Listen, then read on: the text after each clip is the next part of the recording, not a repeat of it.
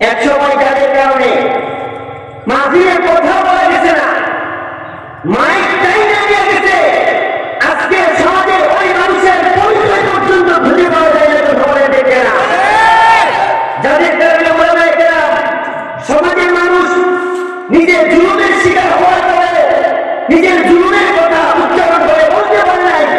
আরে বিচার চাই নিজের বিচারকের কাছে, ওই বিচারকই উল্টা দান করে আবারও জুলুম করে সেই জালেমের দল এখন আর এই দেশে তাদের পরিচয় পর্যন্ত প্রকাশ করতে পারে না, কথা বলে দেখে না। বড় বড় লিডারগুলো যারা ছিল ওরা তো ন্যাস জুড়ে আগেই বলেছে যে এই বইটা আছে, এই বইটা এমন ভাবে আত্মগোপন করে আছে যে এরা আর মাথা বের করার কোনো সুযোগ পাইতেছে না। আর বাকি যেগুলো ছিল এইগুলো আবার অন্য দলের সাথে মিশা নিজের চেহারা আর ধ্যানের পরিবর্তন করে এরা নিজেদেরকে আত্মপ্রকাশ করার চেষ্টা করতেছে, কথা বলে দেখি না। যত যাই করেন,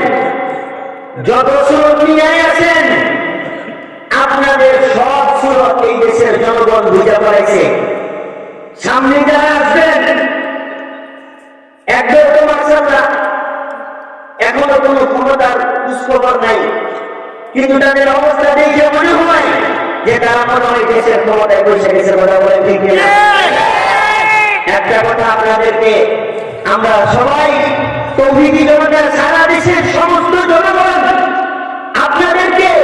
বা যারা সামনে ক্ষমতায় আসবেন আশাবাদী, আপনাদেরকে আমরা এই কথাটা আগেই জানিয়ে রাখতে চাই, যদি আল্লাহ ভয় নিয়ে ক্ষমতার ব্যবহার না করেন, নিজের মতো করে ক্ষমতা চালান, তাহলে ওই যে বিগত ফ্যাসিস্ট যেইভাবে পালিয়ে গেছে আপনাদের আসবেন, আপনারা যেইভাবে জুলুম শুরু করছেন এইভাবে যদি জুলুম করতে থাকেন তাহলে আপনাদের অবস্থা এদের চাইতে আরো ভয়াবহ হবে, বলে থেকে এই জন্য মোহতারাম হাজিরিন,